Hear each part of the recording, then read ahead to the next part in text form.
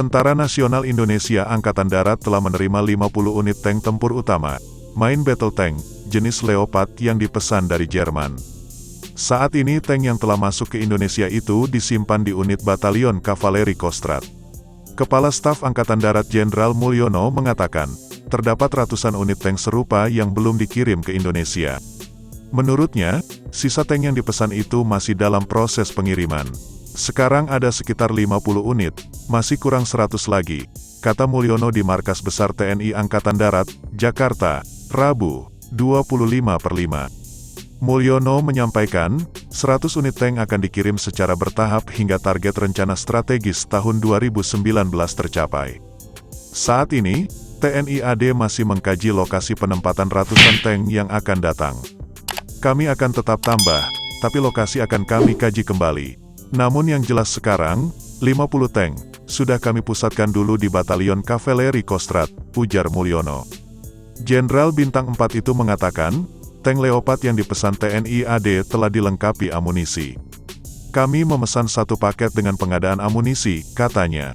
Mulyono berkata, perawatan alutsista tersebut masih menjadi tanggung jawab pabrikan Leopard. TNI AD ikut memeliharanya. Namun jika ada kerusakan atau masalah lain, pihaknya akan menyerahkan kepada pihak penjual. Sekarang ini masih dalam pemeliharaan mereka, jadi kalau kami gunakan terjadi apa-apa masih kepada mereka, karena secara penuh belum diserahkan kepada kami, katanya.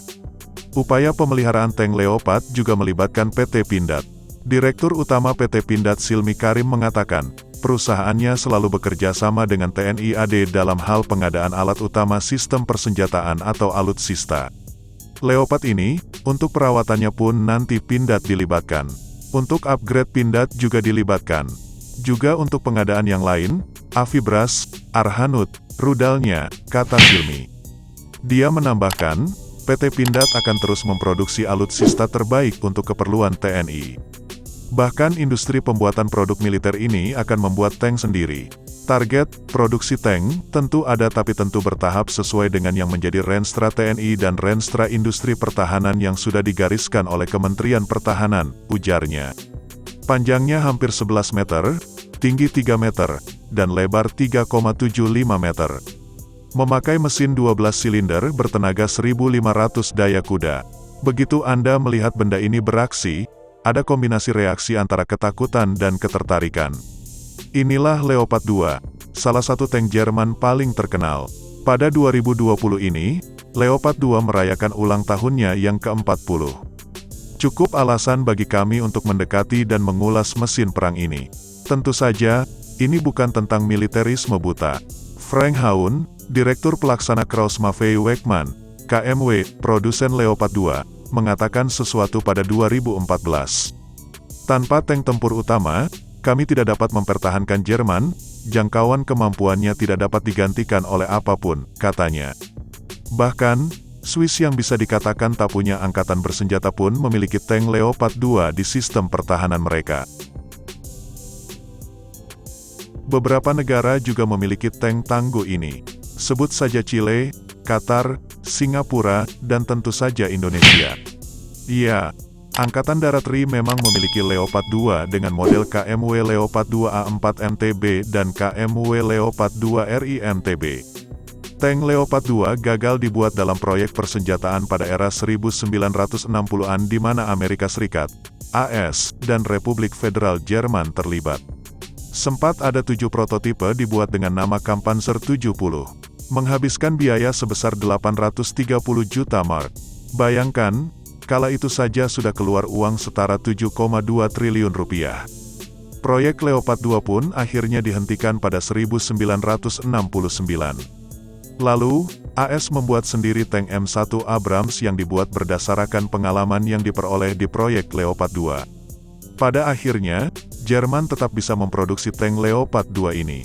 Sejak 1979, Leopard 2 mulai menggantikan Leopard 1 di Angkatan Bersenjata Jerman, Bundeswehr. Gambaran unik dari Perang Dingin ditunjukkan oleh data berikut. Pada 1990, Bundeswehr memiliki 2.125 Leopard 2. Pada 2008 hanya 350 unit. Di masa mendatang, jumlahnya diperkirakan akan turun menjadi 225 unit saja. Kendati di masa depan konflik akan lebih banyak dilakukan dengan serangan drone dan peretas, Leopard 2 tidak direncanakan akan dinonaktifkan hingga 2030. Penggantinya, Main Ground Combat System, MGCS, sudah dikembangkan bersama dengan Prancis. Mari kita lihat lebih dekat teknologi tank Leopard 2. Tank bongsor ini memakai mesin multi bahan bakar V12 4 langkah tipe MTU-MB 873K501 berpendingin air. Kabinnya dilengkapi dengan pendingin udara dan 2 tabung untuk memasok oksigen ke perangkat turbocas. Memiliki tenaga 1500 dk pada putaran 2600 revolusi per menit. Kecepatan tertingginya 68 km per jam. Namun, ini disesuaikan dengan medan yang ditempuh. Rata-rata di permukaan datar, 30 km per jam, sedangkan untuk kecepatan mundur bisa mencapai 31 km per jam. Tank Leopard 2 yang siap beraksi memiliki berat sekitar 64 ton. Tangkinya menampung 1160 liter bahan bakar, tetapi dibatasi hanya 900 liter di masa damai. Konsumsi bahan bakarnya 410 liter per 100 km. Seperti tank tempur utama lainnya, Leopard 2 dapat melintasi perairan tanpa bantuan teknologi perintis. Dapat melintas medan air hingga kedalaman 1,2 meter tanpa bantuan apapun. Dengan bantuan poros bawah air, meski berada di kedalaman 4 meter pun masih bisa digerakkan. Awaknya terdiri dari 4 orang: komandan, penembak, loader, pemuat, dan pengemudi. Bundeswehr menetapkan laras meriam berukuran 120 mm ditambah 2 senapan mesin MG3 sebagai senjata tambahan. Ada pula sistem pembuangan asap untuk kamuflase, tapi dengan alasan kerahasiaan, informasi ini sulit sekali didapatkan. Leopard mengalami peningkatan nilai tempur beberapa kali di sektor otomotif. Dalam versi A5, lapis baja tambahan dipasang pada bagian depan menara. Perangkat pencitraan termal terpisah untuk komandan membuatnya terpisah dari penembak. Dengan penguat cahaya untuk pengemudi, tank ini sepenuhnya mampu melakukan pertempuran di malam hari di segala kondisi cuaca. Untuk melindungi 4 awak, Leopard 2 memiliki sistem perlindungan dari perang biologi dan kimia. Jika tank Leopard 2 ini berada di area yang terkontaminasi atau terpapar senjata biologi dan kimia, para awaknya akan tetap aman untuk durasi 48 jam. Pada Juni tahun 2016, KMW mempresentasikan tahap pengembangan berikutnya dari Leopard 2 A7V. Lihat gambar di atas.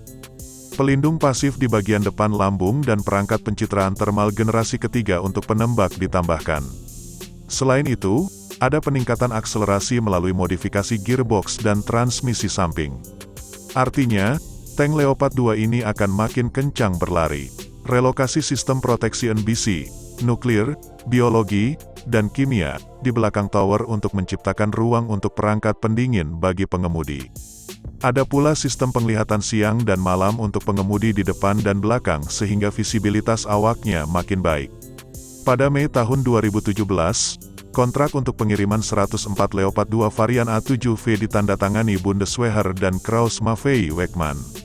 Armada kendaraan berat Bundeswehr akan bertambah menjadi 328 unit Leopard 2 A7V.